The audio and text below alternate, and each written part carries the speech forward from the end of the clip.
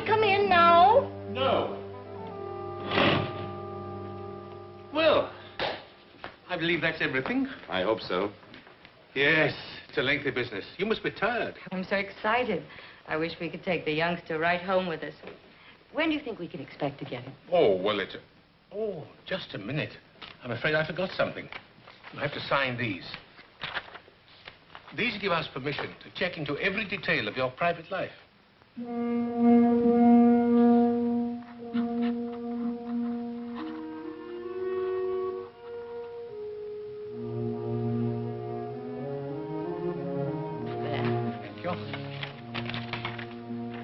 Thank you. Well, that does it, I think. I'm sorry to have kept you so long, but you understand that we must be most careful. After all, it's a child's life. Our investigation can't be too thorough. How long will it be? Well, it all depends. Matter of months, perhaps. But we'll keep you posted. Thank you very much. Eve, dear, we'll be late. Goodbye, and please hurry. Goodbye. Goodbye. Thank you. Goodbye. Bye.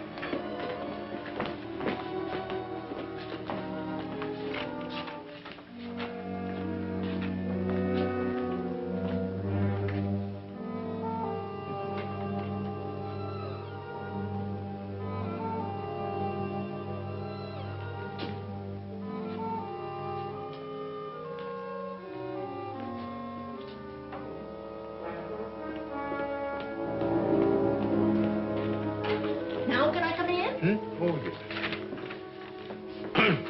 Interview report to the directors. Names of applicants, Harry and Eve Graham. She is 32, he's 38.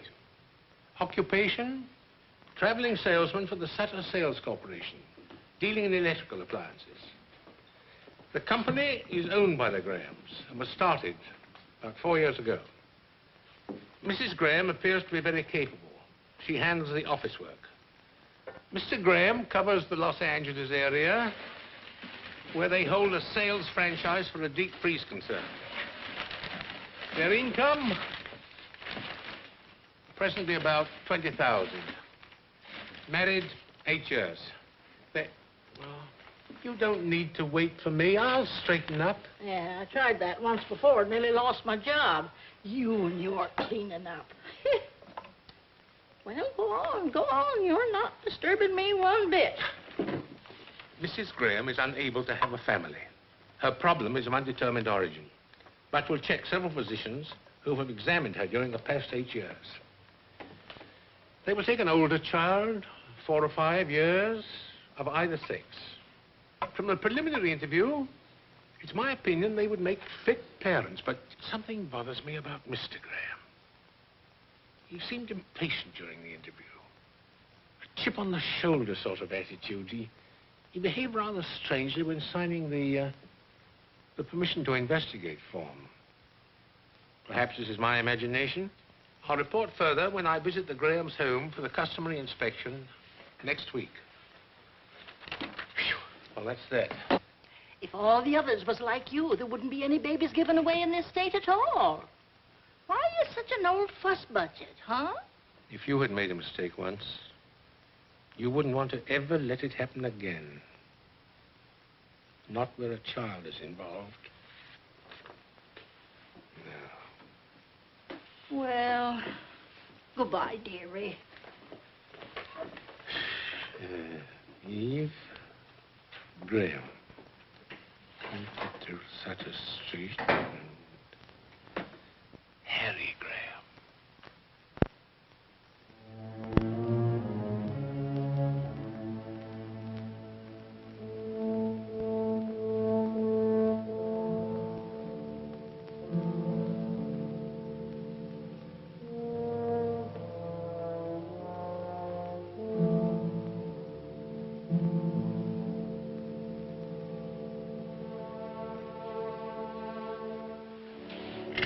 Hey. What goes on? Oh, I couldn't resist him. He's the beginning of a collection. There's a whole army that goes with him. We haven't heard anything yet. Oh, but we will, you'll see. Mr. Jordan looks like Santa Claus. Just like a man who gives babies away. And anyway, it's good practice for you, being awakened by mechanical toys. On a teddy bear in the face, and maybe later on a football in the tummy. Oh, you'll learn to love it. You will love it, won't you? Of course I will. Why do you ask? Oh, and it's just my imagination. The other day in Mr. Jordan's office, I thought maybe you were sorry we'd started the whole thing. I wasn't sorry. It's just that Santa Claus was such a deliberate old codger. He got on my nerves, that's all. How about undoing my blouse? How about getting yourself pulled together? This is Tom Morgan Saturday with us. You can do the Caesar salad. What else is cooking? Oh, everything you hate. Roast beef rare, potatoes brown. How does that sound, Master? Sounds like the perfect wife. Good in the office, great around the house. I wonder if it will like him. Well, if it doesn't, I'll keep it myself.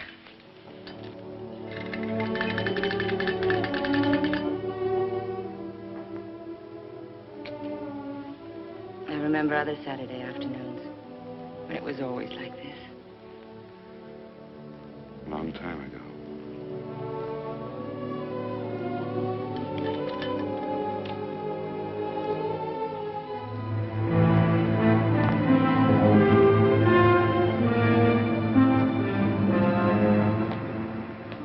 You know, this really is a beautifully planned apartment. Yes, we think so. Oh, immaculate. You sure you won't have something? A Coke? Could I have a glass of milk instead? Yes, surely, sir. Thank you. My stomach, it's my work. All the tension. If you don't mind my saying so, Mr. Jordan, I think you take your work much too seriously. It's not worth it. I think it is. By the way, we've begun our investigation on you. Oh? How's it look? Everybody speaks very highly of you. But? I've been a salesman too long not to recognize sales resistance when I see it, Mr. Jordan. I have a feeling you don't want us to have the child. Oh, I wouldn't say that. Thank you. Well? Am I right? I don't know whether I do or not. At least not yet. I understand you spend a great deal of time in Los Angeles on business. Yes, that's right. Then perhaps you could give me the names of some of the people down there with whom you work. Oh, it's all routine, nothing more than that. You're very conscientious, aren't you, Mr. Jordan? Well, I'll drop you a line and refer you to lots of people in Los Angeles. There's something else about me I think you should know. I have a small mole on my right shoulder. Would you like to see it? Oh, Mr. Jordan, I'm sorry I'm late. That's all right. I was early. What are you two doing in the kitchen? Mr. Jordan's been looking us over. I've seen your home. It's pleasant. Very pleasant indeed. Won't you stay for dinner? Oh, thanks. I can't. I have to get back to the office. Lots more paperwork to do there. I'll see you to the door. Oh, thank you. Goodbye, Mr. Ray. Thank you, Mrs. Graham. Thank you.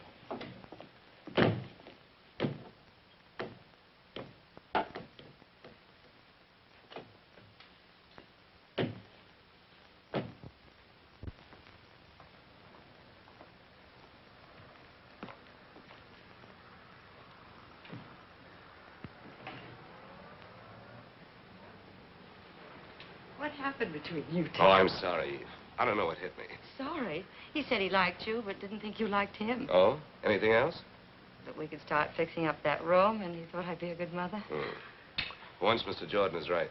Well, the star salesman of the Sutter Corporation had better get on his horse. What time's your plane? 9:15. I've got a date with the Clark Company buyer first thing in the morning. If we can only sell that account. By the time you're a father, just think you can hire one salesman or even two the way things are going, and you can stay home and run the show. What's this? Are you resigning? Well, not exactly. I'll be around to heckle a bit. That's a woman's privilege. Well, I've got to pack. Oh, I'll do it for you, but there's not much to pack. Everything's in Los Angeles. Don't you ever get a hole in your sock? And how do the buttons manage to stay on your shirts? You never bring them home. I've found a laundry that does it. Saves a lot of trouble. I'll only be a minute packing your bag.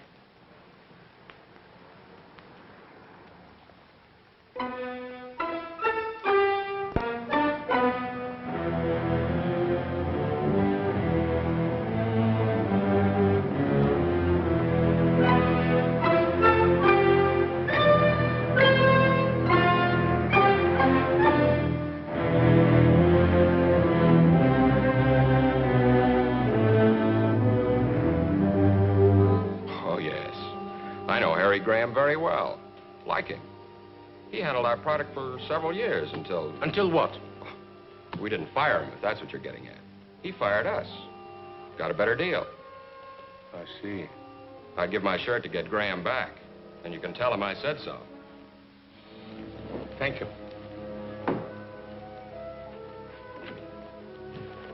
Thank you very much.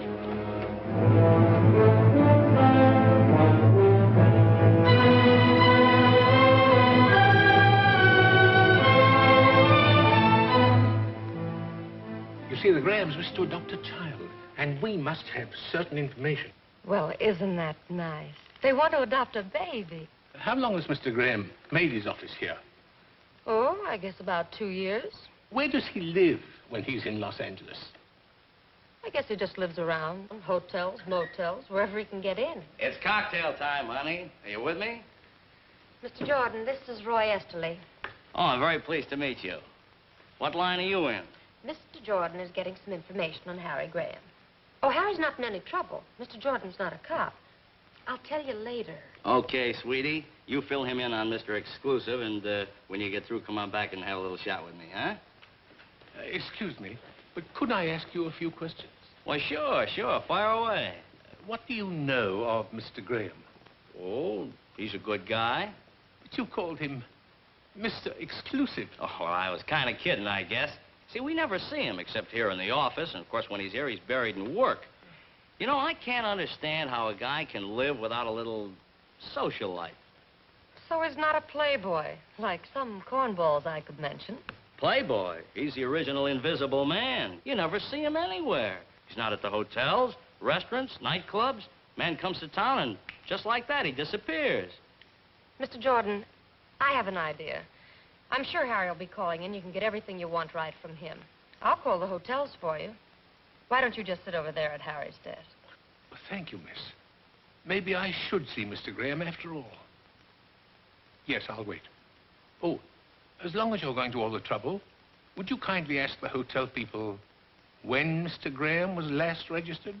Surely, I could do that. Say, Mr. Jordan, your throat must get pretty dry asking all those questions. How about a little slug?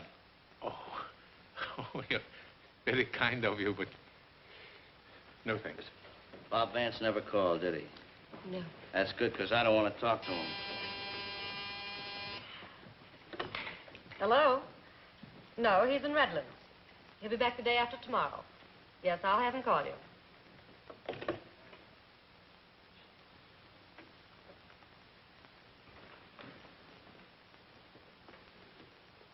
Harrison Graham. Harry Graham. Harrison Graham. Good night.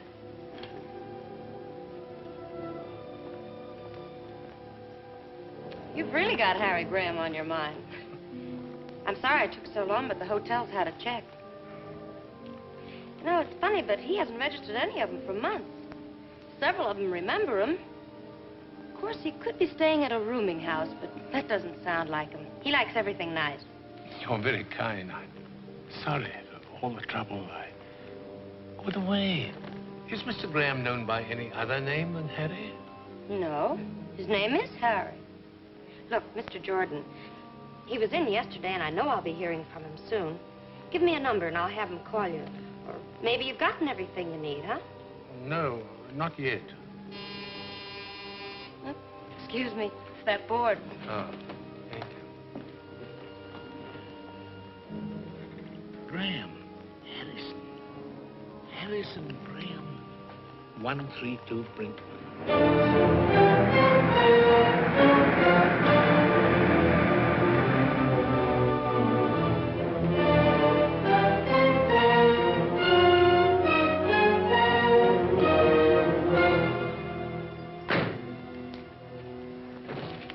Wait for me, please.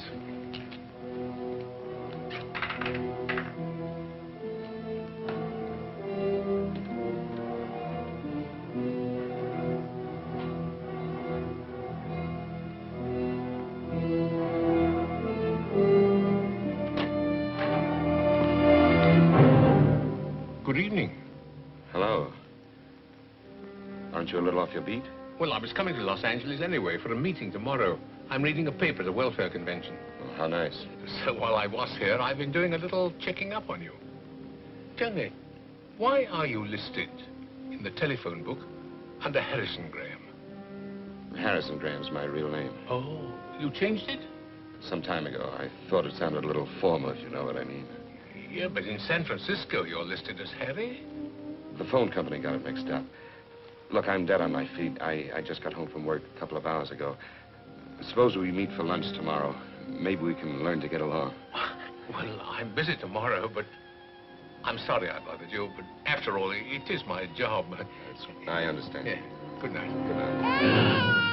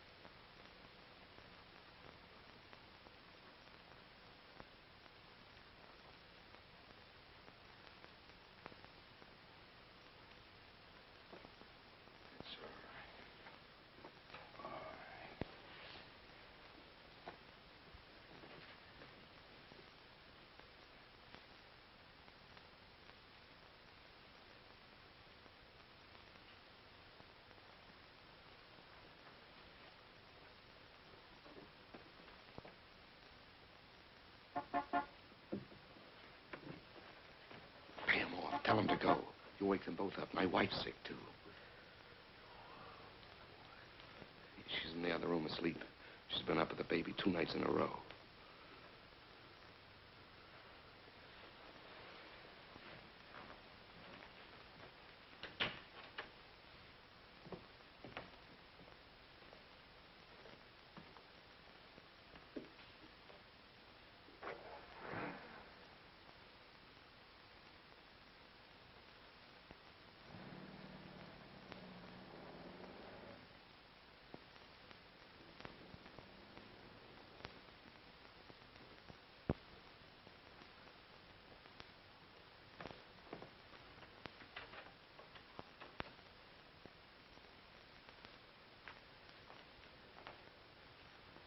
How long has this double life of yours been going on? About 8 months. And you tried to adopt a child. What are you going to do? Call the police. You can't. Not now. Not with her like this. Please, I've got to try to make you understand. Please. I can't believe it. I can't. How could a man like you, successful, admired, get into a position as vile as this? How? I don't know. I don't know how. Loneliness, I guess. Have you ever spent half your life living in hotel rooms, eating in restaurants with only a newspaper for company, walking the streets, looking for a movie you haven't seen? Well, that's the way it was one Sunday afternoon when I was stuck in Los Angeles. Couldn't get home to spend the weekend with Eve. I called her, but we didn't talk about us. She was in one of her executive moods, career woman. You've never seen her that way. She's different now. Anyway, when I got off the phone, I was twice as lonely. I felt as if the walls of the hotel room were closing in on me. So I decided to go out for a walk. Some men on the road escape their loneliness with women who are easy to get. But that didn't work with me. In all the years of my marriage, I never looked at another woman. Eve was my whole life. Yet, sometimes in those years, I felt a distance between us which was more than miles. When we found out we couldn't have children, Eve was bitter, restless. It was my idea coming into the business. She caught on fast. So fast, she doubled our sales in no time. And our marriage, well, it became a business partnership. So on that particular Sunday, my aloneness was like a pain. Visit that fabulous Beverly Hills. It's only $3.25, including tax. And we'll give you something to talk about when you get back to your hometown. Hey, folks, the tour is just about ready to leave. See the homes of all the Hollywood's greatest movie stars. Visit that fabulous Beverly Hills. It's only $3.25, including tax. And it'll give you something to talk about when you get back to your hometown. I liked movies, though I really didn't care where Clark Gable lived. But here were people going someplace, and I went along with them. Hey, folks. Ladies and gentlemen, this is glamorous Beverly Hills. Here are the most beautiful homes in the world, where your favorite stars of screen live and play.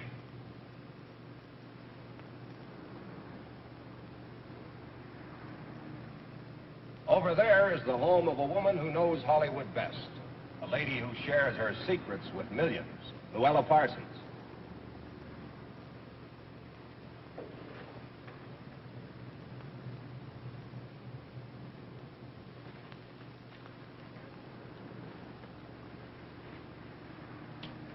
Thanks.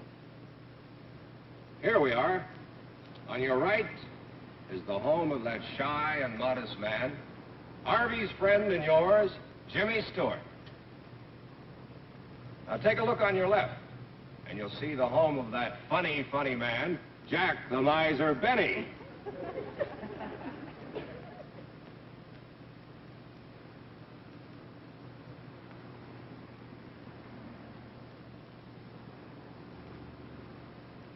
Behind that big hedge over there lives a little man who is Santa Claus to the whole world, Edmund Gwenn.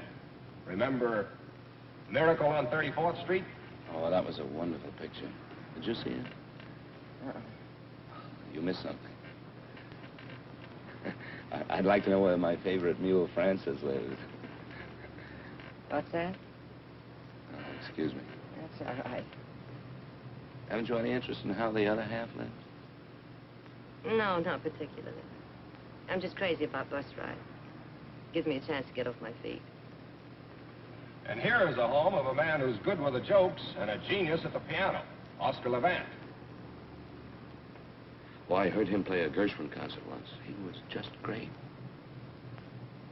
What is this, the story of your life?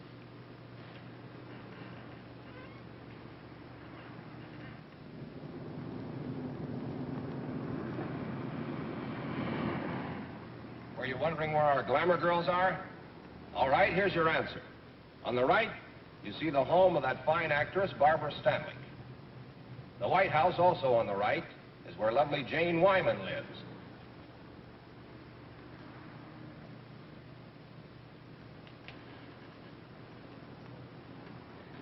You know, you just like me for my lighter, that's all. I could give up smoking. Thanks. Don't mention it.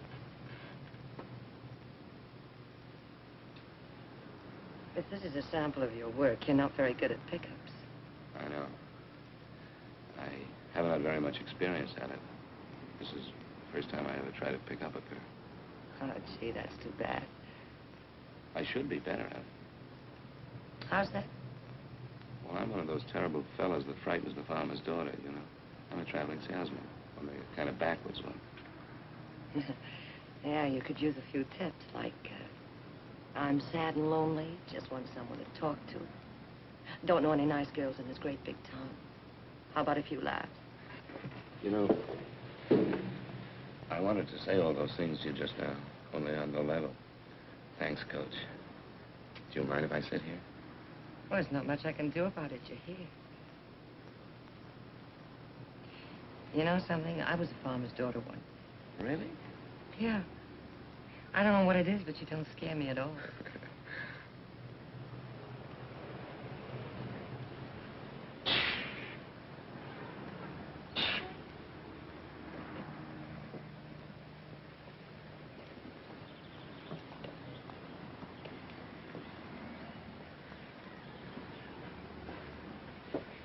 thanks for the use of the lighter. Bye. Oh, just a minute. In case you ever need a deep freeze, my name's Harry Graham from San Francisco. Oh, well, that's nice. And mine's Phyllis Martin from here. From here? This doesn't look like very good farmland. You told me you were a farmer's daughter. Yes, well, that was a long time ago. Oh. Thanks. Oops, doesn't work. Well, remember me to Jack Benny. And there's something else you should know about traveling salesmen. You kill me. They have very large expense accounts and frequently buy dinner for pretty girls they meet on buses. Well, I must say your style's improving fast. But I'm afraid I can't. Sorry. I'm sorry, too. Yeah, well.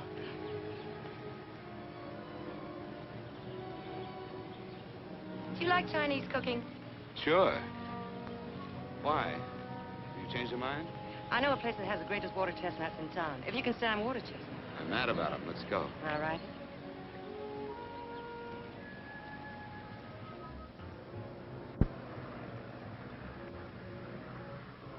Early American Chinese. You're gonna love it.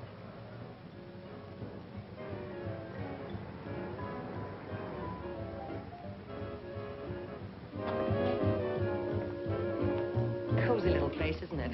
Do we have to eat here? Oh, yes, it's a must. Now, why don't you relax and I'll be back in a few minutes, huh? Hi, Sam. Good evening, Miss Martin. Good evening, sir. Will you take care of the gentleman for me? Right this way, sir. I'll have a drink at the bar while I'm waiting for the lady. Good.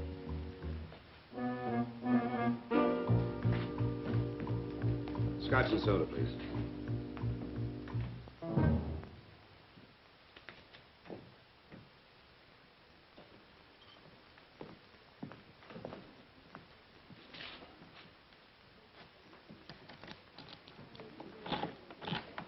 Here you are, sir. Oh, thank you.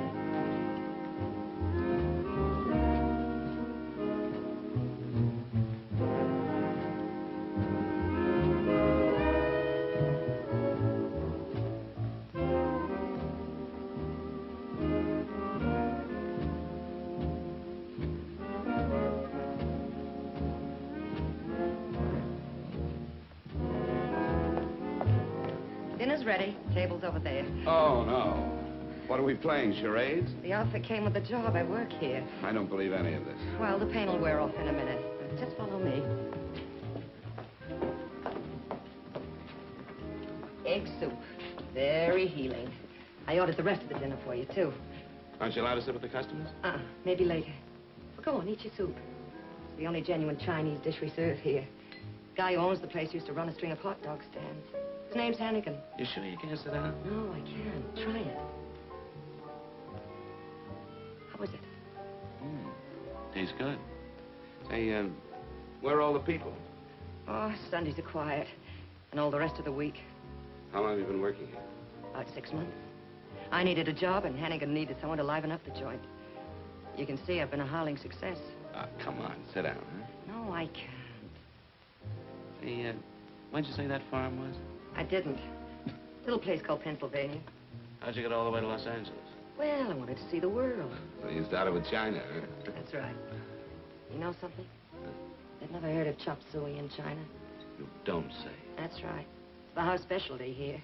And the next course, you can stand it.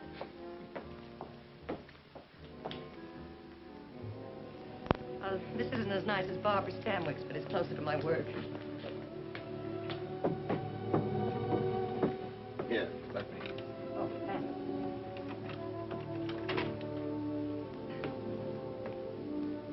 Well, thanks for a lovely evening.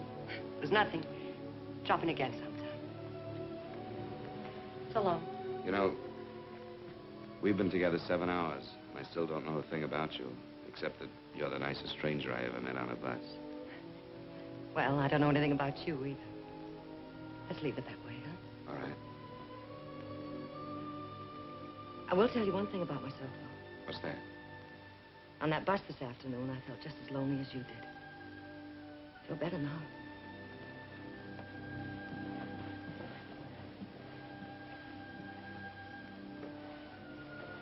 I guess all traveling salesmen aren't alike, huh? Some of us are quite harmless. Yeah, you're kind of special. Good night. I never expected to see Phyllis again. But I knew I'd remember this day when two strangers helped each other through a lonely Sunday. I felt good again, not very sleepy. We're ready with your call to San Francisco. Yes, thank you, operator. Eve? My, 2 calls in one day. Well, never mind, darling. This is deductible business. Monkey business. I cheated on you today. I thought you should be the first to know.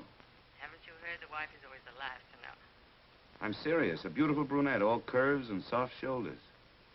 How wonderful. I hope you'll be very happy together. What kind of talk is that? Aren't you even jealous? You won't spoil my sleep one bit. You're mighty sure of me, aren't you? Very sure of you, my darling. She wasn't really beautiful, just nice. Kind of a funny little mouse. Don't you want to know how I made out? Oh, I forgot. I heard that Duff's may open 3 more retail outlets in Los Angeles County. Got a pencil handy? Better write down his name and address. Are you listening? Here it is. He's the merchandise manager. Yes, I'm listening, Eve. I've got it. I wish you were here with me right now. I didn't even touch her. Touch who? You know, the funny little mouse. What a shame. Better luck next time. Harry, I got a special delivery from Mother today. Oh? What's the news? Her father's quite ill. Nothing serious, I suppose, but I'm a little worried. I wouldn't worry, darling. I'm sure he'll be all right. Eve, I've got to make the rounds. I'll call you in a couple of days. Good night. Night.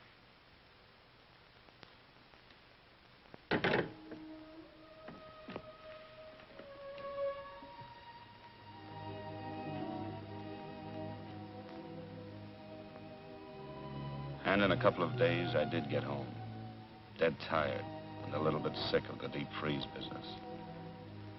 I only wanted a weekend with Eve. But she had other plans, big plans. Tom Morgan, our lawyer, was there. Carl Forbes. He was a buyer for the Redmond chain. I'd never been able to sell him. Then Eve decided she'd try the woman's touch.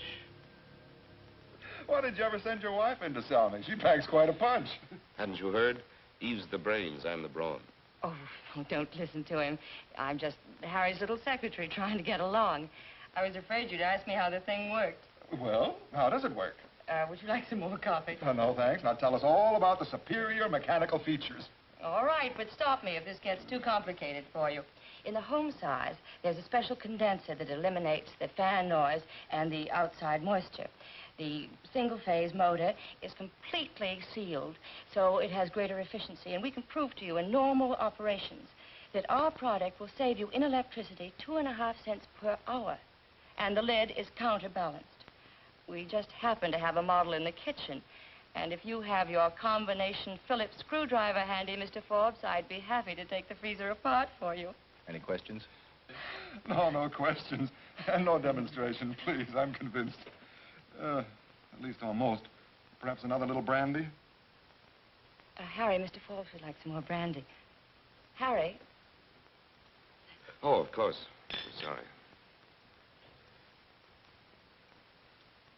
Tom? No, thanks. No more. How about a little poker? The evening's so nice we might play on the terrace. I'm afraid of you, but I'm game. Me too.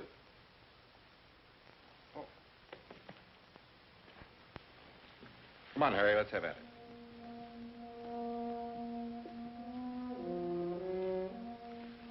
You know, I think we're really on our way. I'm sure we got Forbes. Woman for you. Oh, I'm so happy. I'm so sleepy. Good night, Don. Eve, I just figured something out. In the last month, we've been together 6 days and 14 hours, not counting when we're asleep. Doesn't make any sense. Did you hear me? 6 days, 14 hours.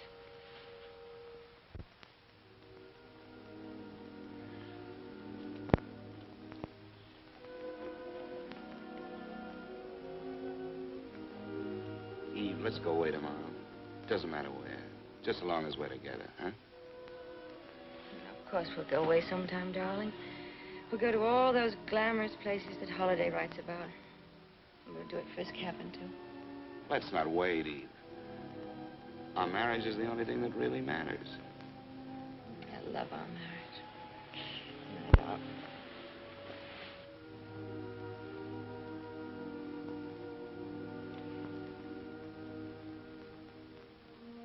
So I hit the road again. When I got back to Los Angeles, I found myself dropping into the Canton Cafe. One tea coming up, rice cakes, and your fortune free. Shall we go? The decorations are terrible, but the service is great. Oh, come on, sit down, huh? Just for once. You want me to lose my job? Oh. What does it say? You will travel far. Well, that's right in the button for a traveling salesman. There's another one. Uh-huh. Money and fortune await you. That's better. And the last one. Dance and the world dances with you. Wow. Things are warming up. Do you like to dance? I don't know. It's been a long time. Well, do you want to take a chance with me? All right. When you finish tonight, where'll we go? Oh, why don't we stay here? It's so romantic. You're a little character. Miss Martin, Oh. over there. All right. See you later. That night we danced. There were other evenings with Phyllis, too. We asked nothing of each other. I had never kissed her. Never touched her. Just being together was enough. But all the time, I suppose we were fooling ourselves. Ready. Good night, Sam. Good night. Good night. Thanks. Well? Phyllis, tomorrow's my birthday. Do you want to have dinner with me? Help me celebrate? I'd love to. And tomorrow's my day off. I'll pick you up at 7. Sure you haven't anything better to do? I'm sure. Okay. Phyllis.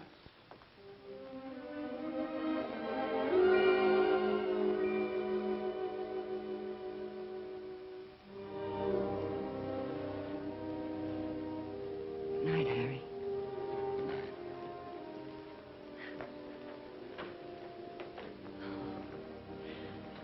See you tomorrow then, huh? At 7.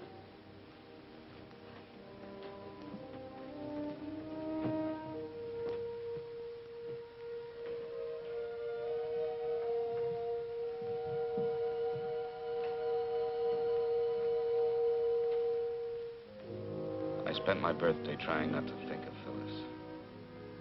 Still, I felt her closeness. I was finding out that I was a leave-it kind.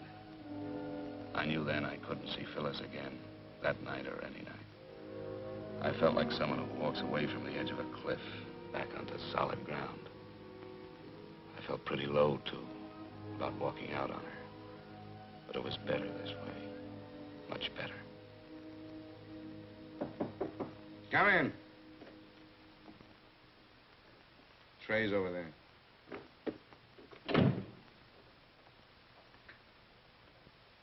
Not much of a way to spend your birthday. Phyllis, didn't you get my message? Well, sure, I got it. That's why I came over. I was worried. What's wrong? Nothing serious. I think I'll live. Just a headache I couldn't shake. Yeah? Feels better. Lots better. Oh, I brought you a birthday present. Nothing much. Just a Cadillac. Well, don't you want to open it? Sure, I'll open it. It's flashy, but I thought you'd like it. Smells good. I do like it. Thank you, Phyllis. Well, I might as well put a gift to work. Just close your eyes now. We'll take that headache away.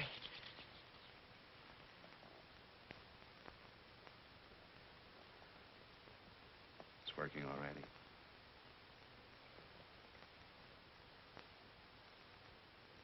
Any happy returns?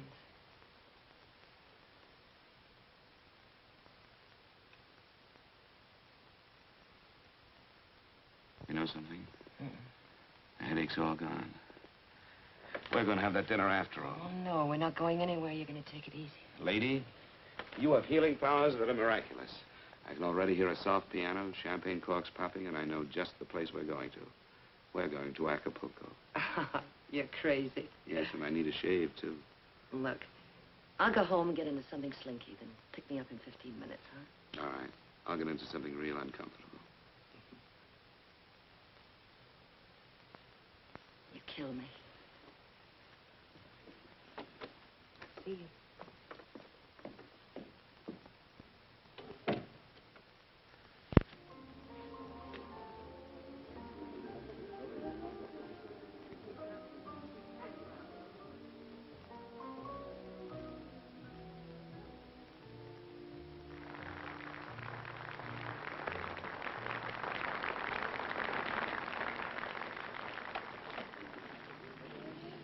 Oh, it's such a lovely night.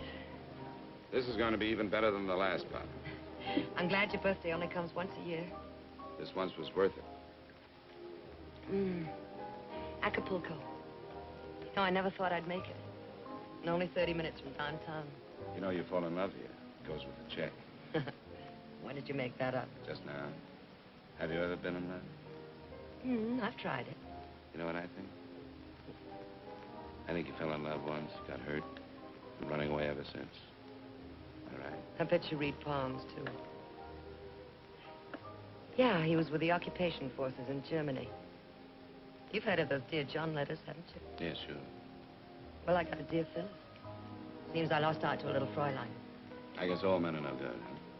Oh, I don't know. I think there are one or two nice ones left in circulation. He's looking at you, Phyllis. Thanks. The stars were very bright,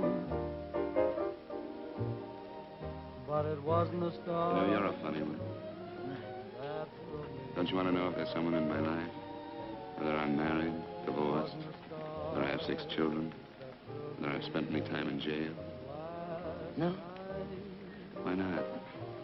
What good would it do me if I did know all those things? I like you as you are. The way we are. I don't want anything from you. I'm afraid of being in love again.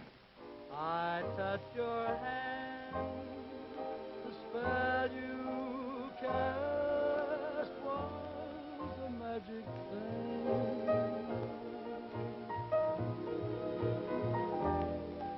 We watched the moon in flight,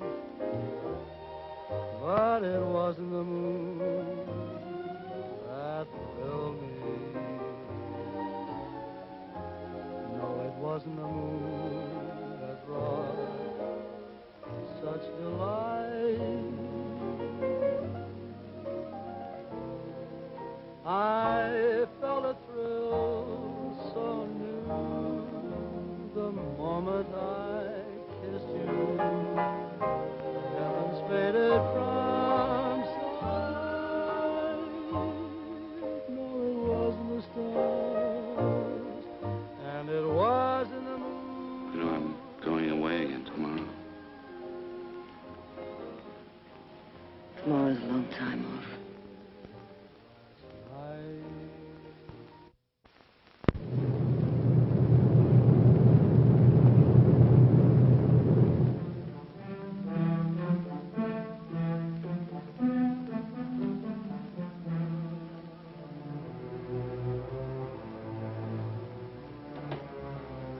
Eve?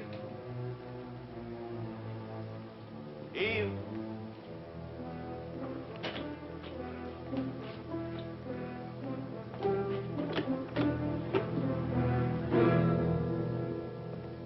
Eve? What's wrong? Darling, I'm so glad you're back. What's the matter? Father's had a heart attack. His condition's critical, and I have to go at once. Oh, poor baby. I'm sorry. He's such a great guy. Do you want me to go with you? Thanks, but you better stay here and take care of things. Anyway, I got the last seat on the plane. What time? 10 o'clock. I changed planes at New Orleans for Miami. What about money? All right, I cashed a check on the company. How was the trip? Pretty good. We got the Barlow account, but it took some doing. Good boy. Hartnell's in Ventura is complaining about factory deliveries. I got that all straightened out. Oh, fine. Well, I'll take care of the office here until you get back. If you need any help, call. I'll hop a plane. Maybe he'll pull out of it, huh? I hope so. Ooh, I almost forgot. Oh, lovely. You like it? I'm crazy about it. Put it on for me, will you? What do I have to thank for this? All that new work with Barlow's or that cute little mouse you told me about? Did my boy step out of line? You thank me. Oh, and I do like this. Oh, Eve. This last trip. It's so good being away from each other. How would you like me to be around all the time? Could you stand it? What do you mean? One of these days soon we'll put a man on. I've got my eye on a fella. Oh, I think I'm going to cry. I should be so happy if it went to... Finish your packing, darling.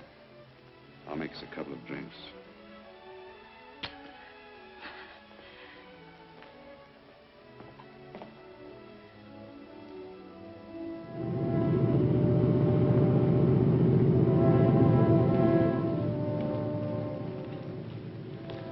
I've been thinking about something. What was that? How about your being here with me all the time? I didn't realize home meant that much to you. I've been so wrapped up in the business that I thought you liked things the way they are, traveling around and meeting people. I did, but I've had it. Now I want to stay put. And I was wrong about something else, too. Wrong? For nearly 4 years, ever since the doctor said, no baby, I hated myself and you and everybody. I was resentful when you suggested adopting one. I couldn't see taking care of somebody else's child. Remember that? Yes, I remember. I was wrong. What made you think of it now, after so much time? Maybe it was the telegram from home. I suddenly thought of how much my family meant to me and how much they loved me. And it seemed selfish not to pass it along to a little child that needed it. Even if it isn't your own? It doesn't seem to make any difference. You still want one? Yes, of course I do. Well, then, would you see maybe about getting one while I'm away? Yes, I will, Eve. Tomorrow morning, the very first thing. I thought you'd forgotten all about it, that the business was our baby. Will you forgive me for taking so long? Yes, I forgive you. Announcing the departure of American Airlines Flight number 516 to Atlanta and New Orleans, connecting with Miami. All aboard, please. Well, that's us.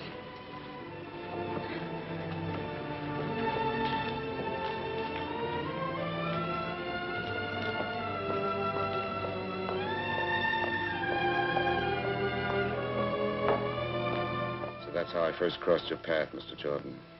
I called you on the phone, wanting to know how to start. We wanted a little boy or a little girl. Didn't make any difference which. And we wanted it faster than any child had ever been adopted before. But you told me it wasn't as easy as all that. And how right you were. Yes. You wanted a ride, roughshod, over all our rules. Now, what changed you? What happened after that? I stayed close to the business, except for 3 flying trips to Florida. You see, Eve's father had improved, but it took a lot out of her mother. She collapsed. Went on month after month. There was nothing Eve could do except stay there. It had been over 3 months since I had seen any of our accounts. The business showed it. I had to make the rounds. I did my work. I didn't see anybody but the customers in Los Angeles. Of course, I thought of Phyllis. I wanted to see her. But not the way I saw her the last time. Anyway, before I left town, I dropped in at the Canton Cafe.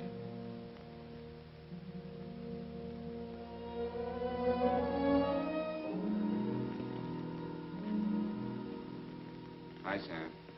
Hello, Mr. Crane. We miss you. Thanks, Sam. Miss Martin here? Phyllis? No, she doesn't work anymore. When did she leave? About a month ago, maybe a little more. Is anything wrong? She said she wasn't well.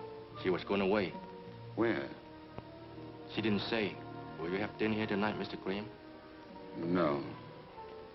No, thank you. Thanks, Sam.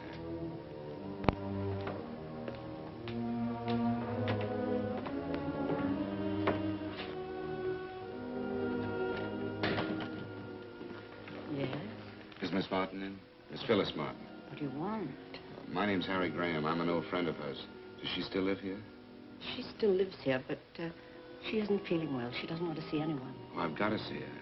You remember me, don't you, Mr. Graham? I've spoken to you on the phone several times. Oh, yeah. Yes, I remember. Come in. Thank you.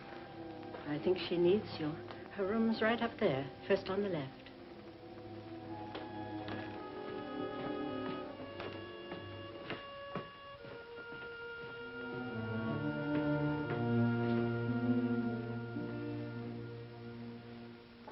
Come in. Harry. Hello, Phil.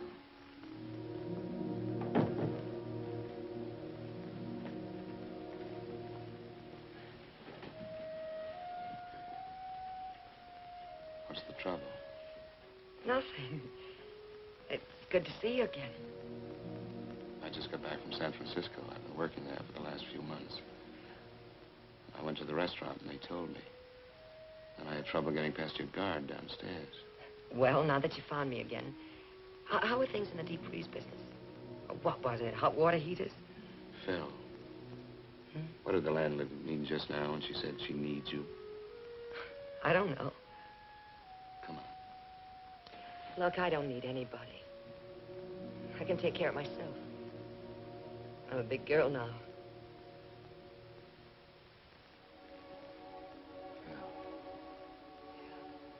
Was it that night? My birthday. It's yours, if that's what you mean. I know. Harry, you don't have to do anything about it. But I want to do something about it. No, I don't trap my men this way. Just as you always were. Why didn't you want to see me? What were you afraid of? I don't know. I guess maybe I was afraid you wouldn't want me to have it. I don't think I could stand that. You see, I never had anything of my own until now. Don't be afraid.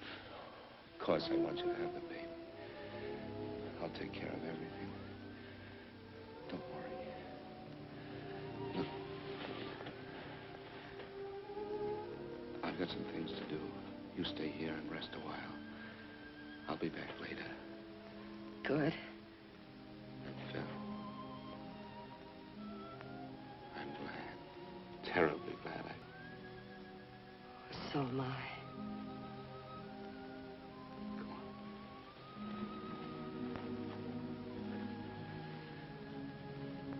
You get some rest.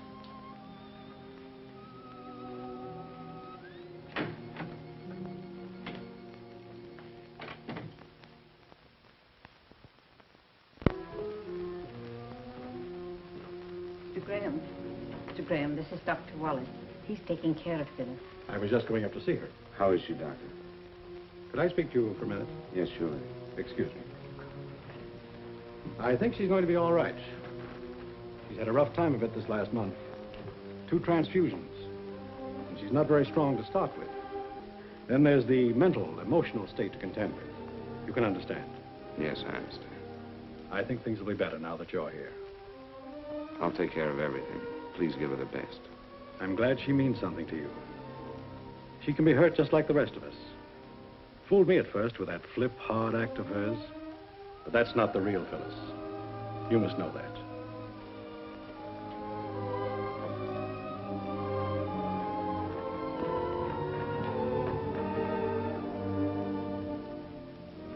How can a man call a woman his wife for 8 years? Someone whom you love, who loves you. How can you call her and tell her that you must have a divorce?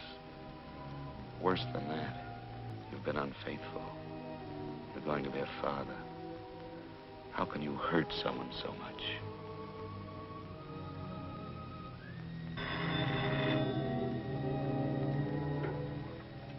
Hello? Eve? Oh, Harry, I've been trying to reach you. What is it, Eve? Your father? About an hour ago. I'm sorry, darling. I'm sorry. I'll have to stay with Mother a while, and then I'll come home to you. Can you hear me? Yes, of course I can hear you. Are you all right, Harry? Yes, of course I'm all right, Eve. Give your mother my love and take care of yourself. Goodbye. Goodbye.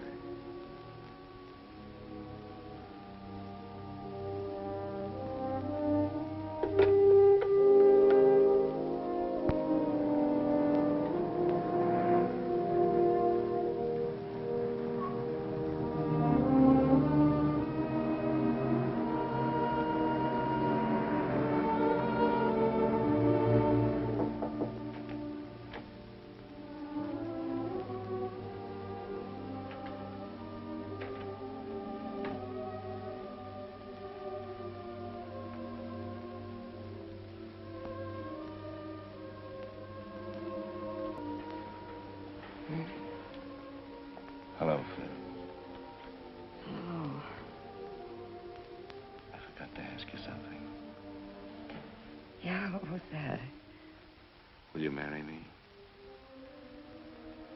No. Not this way. I'm not asking you. I'm asking you.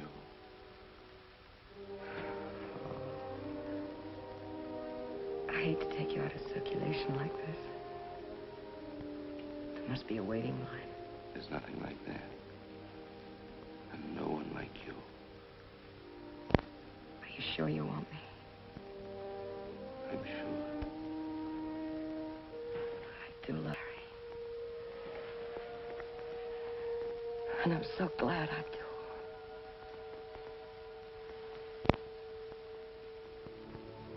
I stayed with her until she fell asleep.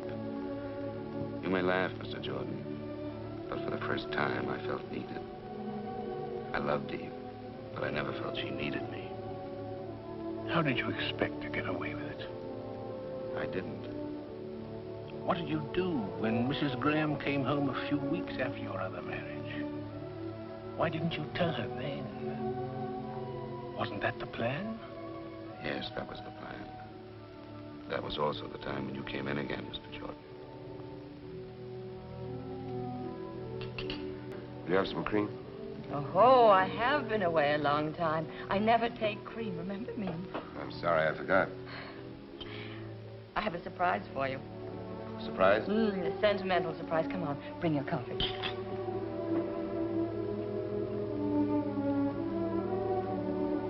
Eve, there's some things we've got to talk about. Father wanted you to have this watch. It was Grandfather's, and then when Father and Mother married, it was a wedding gift to the groom. Grandfather said that having a watch and chain made a man feel more like a man, sort of like a mustache cuff, I suppose. I wish I could have thanked him for it. Well, he told me to tell you to take very good care of it because it should be passed down to our son. He said it was a lucky watch and should be kept in circulation.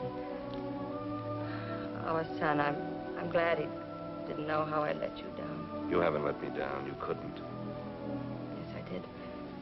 When I learned I couldn't have a child. And that's when I became the little efficient white-collared girl. I forgot some things. You didn't forget. Maybe I became the absentee husband. Wanted to show the business world we were smarter than the rest. And we did show them. Listen, Eve. Come on. I've got another nice surprise for you.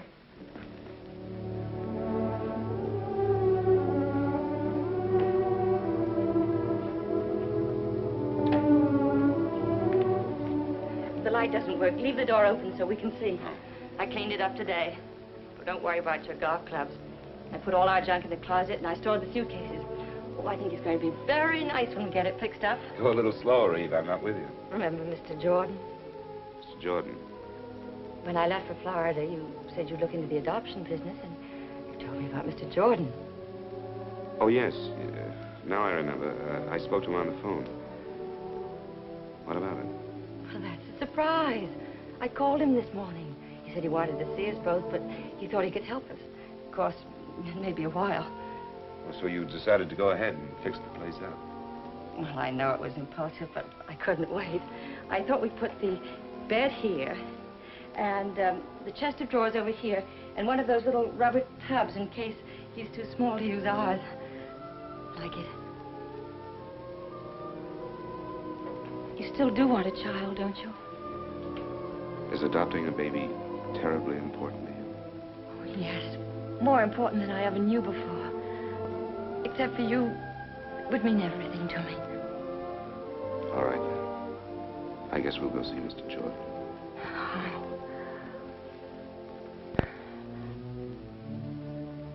So that's how I crossed your path once more, Mr. Jordan. What was in your mind? Did you think you could live this lie for a lifetime? Well, when I realized how much a child meant to Eve, I decided to help her by staying married until the baby became legally ours. Then I'd get out of her life. I must say, that was both a gallant and a foolish scheme.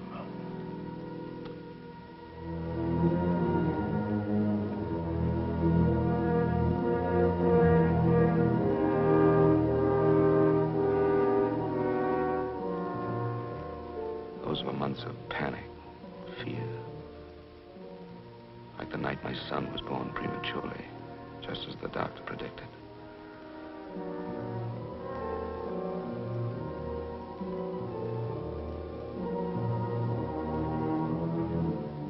Mr. Graham.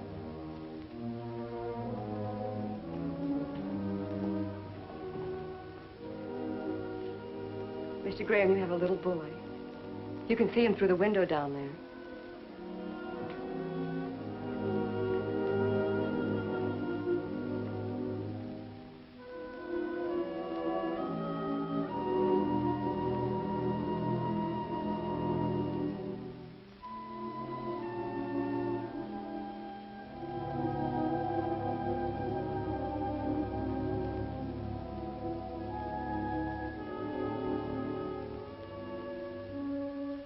The axe began to fall one day not so long ago, when I'd just gotten in from San Bernardino.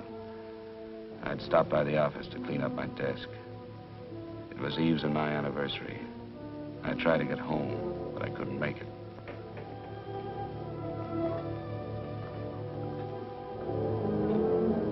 Is there a man in this joint that's been married 8 years?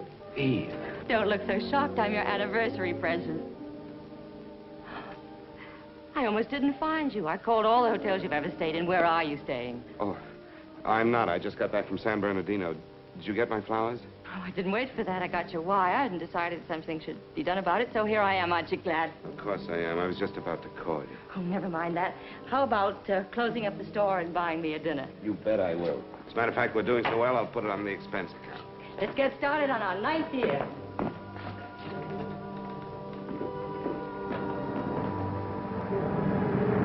After dinner, he wanted to take a walk. I was afraid every step of the way. Yet I tried to get into the holiday spirit for her sake. For a moment, it was like old times, until... Mr. Graham, if you're going home, could you give me a lift? Some other time. See you, Ricky. Who's he? Store executive, son. I have dinner at that place down there. What does he mean by home? Oh, the Chapin Park Hotel. I stayed there a while back. They live nearby. How about nightcap? Love it.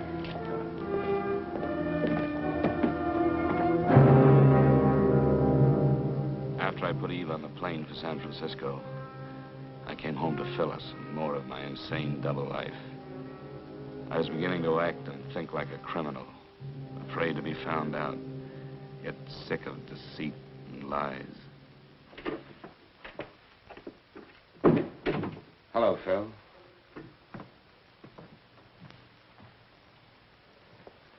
Danny asleep? That's right. All right, Phil, out with it. Surprised you came back. What do you mean? Let it go. No, Phil. I won't let it go. I want you to tell me. All right. You must know I'm feeling a little cheap, that's all. Ricky. Worse than that, Ricky's mother. Oh, she couldn't wait to phone me all the grisly details. Made a wonderful story out of it. You know, just like the Sunday papers. Husband's supposed to be out of town. Secretly meets another woman. Secretly. He might have done a neater job of it, Harry. Yes. Yes, you're right. Getting awfully excited over one, aren't I? There must have been others. No, no others. Well, that's a comfort. I'm behaving like a fool. After all, I dragged you into this marriage. Stop it. Don't say that. It's not true, and you know it. Leave me alone, will you? Listen to me. There's something I've got to tell you. Please. Just leave me alone. Phil. Phil, you must listen. Harry, get out, will you? Phil. Get out.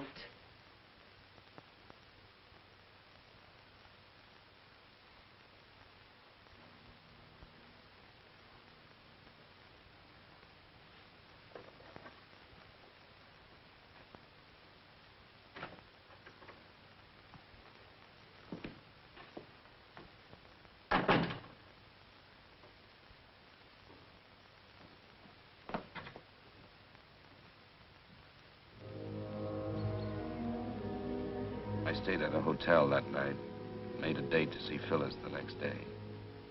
There were things we had to talk about. She said she'd meet me in the park near the house. It's hard to explain my thoughts as I sat there. I had my way out. Now I could put an end to this nightmare. I loved Phyllis and our child. I didn't want to lose them. And I hated to bring them pain.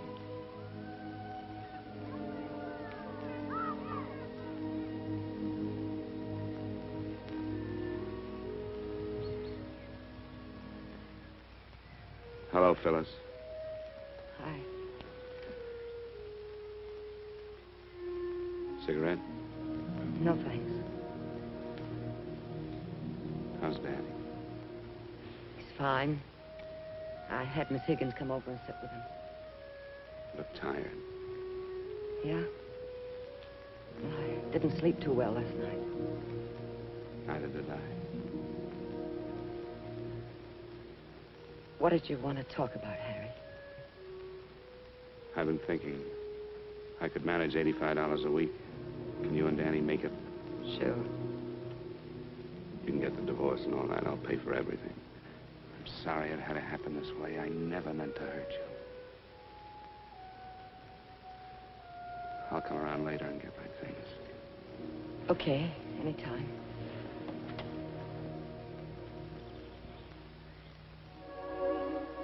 Goodbye, Phil. Goodbye. Harry. This is crazy. I can't go through with it. I guess you just gave my ego a kick. Will you forgive me? I do love you so. You big lug. You know why I didn't sleep last night? I kept thinking about our marriage. You know, the way we got into it. It wasn't fair to you. Don't say that, Phil. Never, do you hear me? Please, take me home, will you? You really want me to? Oh, yes. We need you. Come on.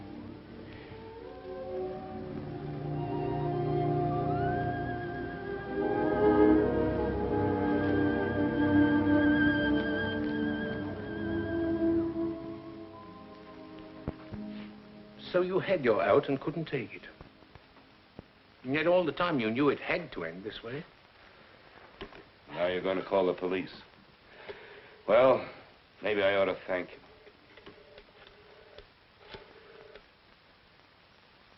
I'd like a taxi at 132 Brinkman Street, please. That's right, thank you. I'm not a policeman. It's not my duty to do anything but see that the juvenile wards of the state of California are given decent homes. I'll pick up my taxi outside.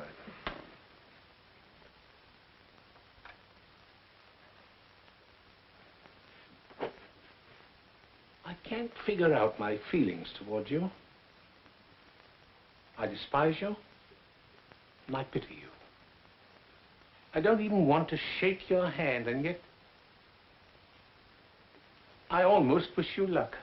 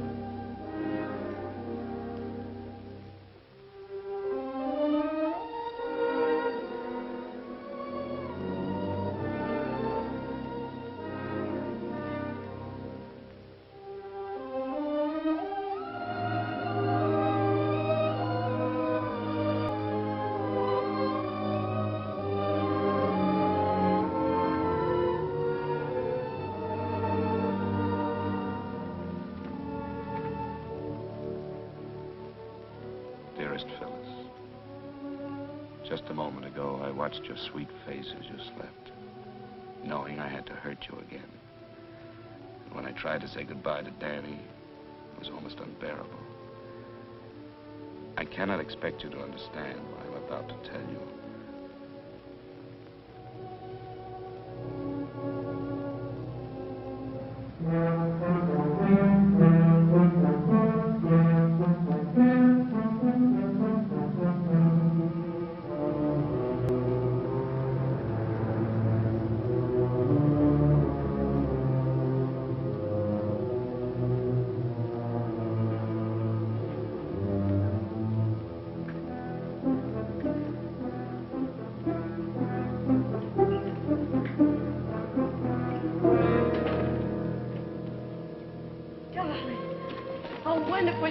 Why didn't you tell me? I couldn't. I have to go away. Go away, where?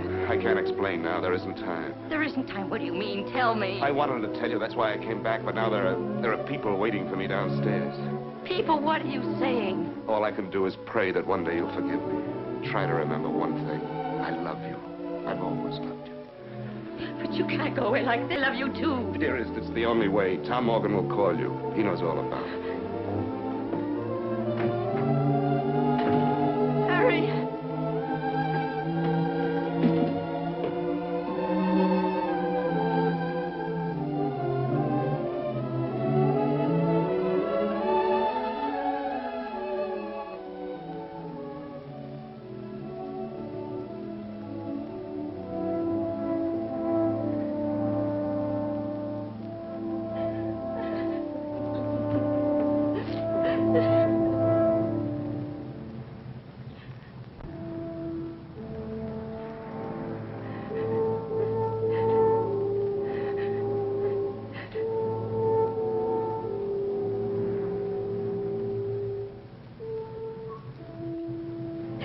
Harry.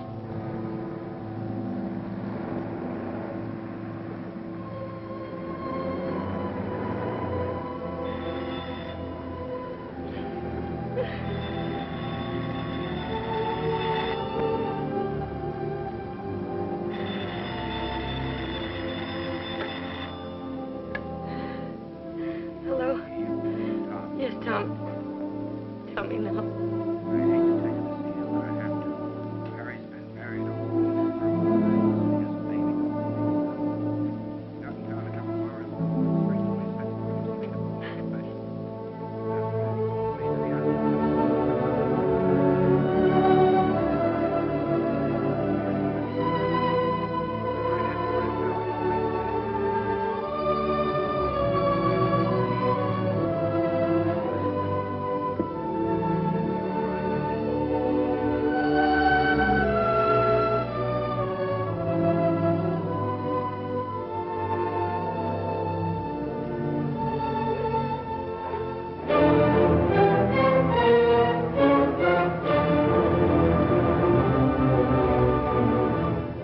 Harry Graham is in no sense a hero, certainly.